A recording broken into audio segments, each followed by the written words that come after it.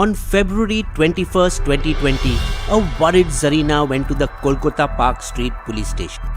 I need to file a missing complaint report. My husband went to buy medicine yesterday and never came back.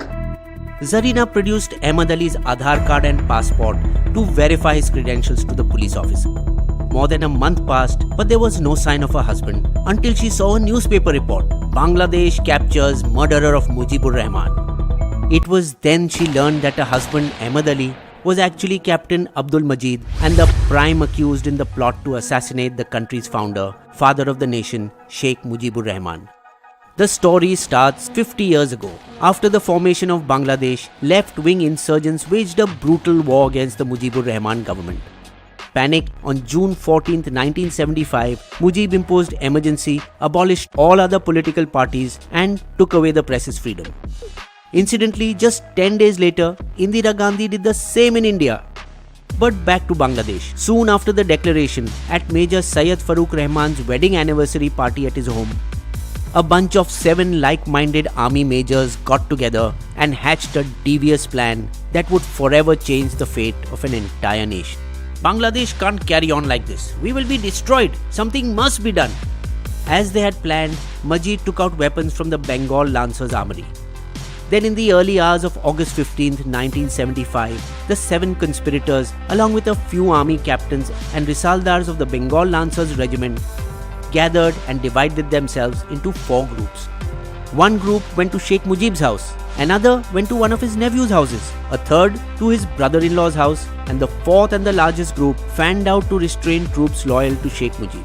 Sheikh Mujib's residence, morning 5:30 am. Sheikh Kamal, Mujib's eldest son, was killed at the reception area of his house. Next came Chief of Military Intelligence, Colonel Jamiluddin Ahmad, who was telephoned by Mujib. Some of your men have barged into my house. Control the situation. Jamil immediately rushed to Mujib's residence. Are you out of your brains? Stop this, now! Jamiluddin was shot at the gate by the men guarding the outside entrance. Inside the house, they killed Mujib's wife, Sheikh Fazilatun Nisa Mujib, his younger brother, Sheikh Nasir, and his younger son, Sheikh Jamal. Mujib's youngest son, Sheikh Russell, around 10 years old, and his 2 daughter-in-laws were also shot dead. Sheikh Mujib still refused to surrender or withdraw his orders for the emergency and ended up being shot. The assassins did not even spare Mujib's guards and servants who were hidden inside the toilets.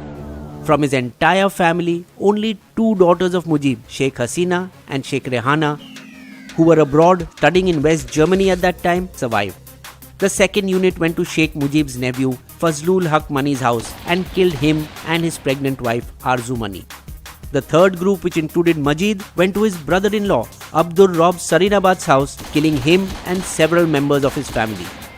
Majid didn't stop there. Immediately after the killings, he took over Dhaka radio station, getting control over communications of the country.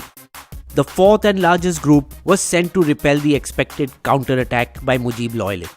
But after a brief fight and a loss of 11 men, security forces loyal to the president surrendered. A few weeks later, in early November, Majid went to Dhaka Central Jail with his group of army officers to complete the job, killing the 4 national leaders who were arrested soon after the assassination and still remain loyal to President Mujib. It is believed that Deputy Army Chief Ziaur Rahman had at least an inkling of the events to follow. On the day of the assassination, when Zia was informed about the news, he was supposedly shaving and did not show any surprise about the development. Sir, President Mujib has been assassinated. So what? Vice President is there to take charge. After the assassination, Ziaur Rahman briefly became the new army chief before being ousted and put under house arrest by other army officers. Successive presidents condoned the killing of Mujibur Rahman. President Khondakar Mushtaq Ahmed declared martial law and promulgated the infamous Indemnity Ordinance. Killers of Mujib are the brightest sons of the armed forces and will be protected from prosecution. In 1979, Ziaur Rahman, now in a turn of events, was reinstated as President of Bangladesh, but he too protected the assassin. The Indemnity Act continues to be valid, rewarding Captain Abdul Majid with foreign postings in Libya and Senegal. After Captain Majid quit the army in 1980, he was appointed to the rank of Deputy Secretary at the Bangladesh Inland Water Transport Corporation and also served as the Director of the Department of Youth Development and Department of National Savings. He often publicly boasted, "It was me. If I was not there, the plan could never have been executed." But things began to look shaky for him when Mujib's daughter Sheikh Hasina, who had taken refuge in India, returned to Bangladesh on May 17, 1981 in a bid to attain power. 13 days after Sheikh Hasina's homecoming, President Ziaur Rahman was assassinated as dramatically as Mujib was. Following Ziaur Rahman's death, his vice president Abdul Sattar swiftly called for elections and became president of Bangladesh. However, he failed to end the squabbling within the civilian leadership or gain the military's trust. In these unstable conditions, Hussein Muhammad Irshad, who was the military general then, seized this opportunity and ousted the president with a disciplined, bloodless military coup. After becoming president, Irshad continued Ziaur's policy of immunity to the assassin. In 1990, the warring family of the two assassinated presidents, Mujibur's daughter Sheikh Hasina and Ziaur's wife Begum Khalida Zia, left aside their personal differences and joined hands for the first time, mounting street protests and hartals against Irshad, after which he was forced to step down, arrested and put into jail on corruption charges. The resultant 1991 general elections in Bangladesh, the first to be considered free of military influence, brought to power Ziaur Rahman's wife Khalida Zia's Bangladesh Nationalist Party, who held on once again in the 1996 elections when Sheikh Hasina's party, the Bangladesh Awami League, fell 5 seats short of majority. But the former military dictator of Bangladesh, Irshad, contested elections from his prison cell and won enough seats to enable Sheikh Hasina to become Prime Minister of Bangladesh. The first thing Sheikh Hasina did was, you guessed it, The immunity given to the killers of the country's founder, Sheikh Mujibur Rahman, is hereby revoked. A trial court was constituted. While the police searched for Captain Majid high and low in Bangladesh, before the trial even began, sensing the danger, he had illegally sneaked into India, where he began to work as a teacher in a madrasa, living a pious, nondescript life at Bedford Street, Kolkata as Ahmad Ali. Neighbors of a poor widow Zarina brought his proposal to her. "Marry Ahmad, you have a responsibility towards your child. He can support you." She had no idea that the pious man she married was actually a ruthless killer. By this time, the lower court of Bangladesh had already given the death sentence to 15 of the 20 army personnel allegedly involved in the assassination, including in absentia to Captain Majid, who was among the 6 absconding. The Bangladesh Supreme Court in November 2009 ratified the decision and ordered the hanging of 12 of the convicted 15. 2 months later, 5 of Sheikh Mujib's assassins were hanged. Colonel Rashid Pasha died a natural death while on the run, and the balance 6 were still absconding.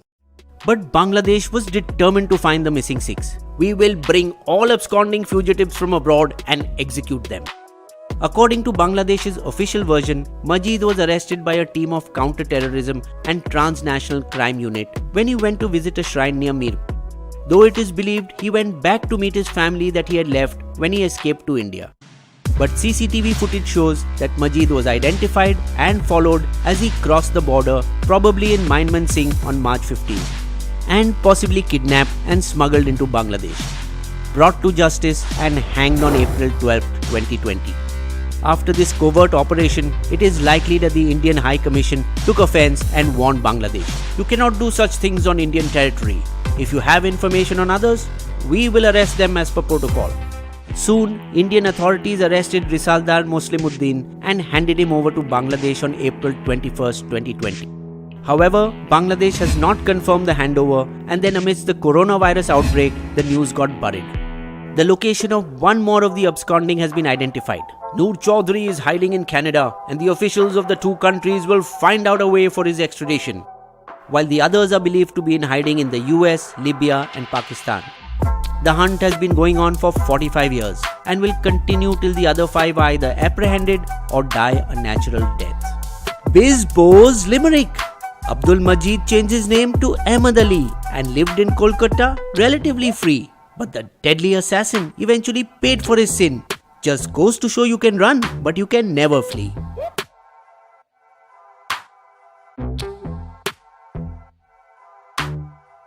Subscribe to Bisbo's channel and be sure to click on the bell icon. Be the first to know when Bisbo releases a new video.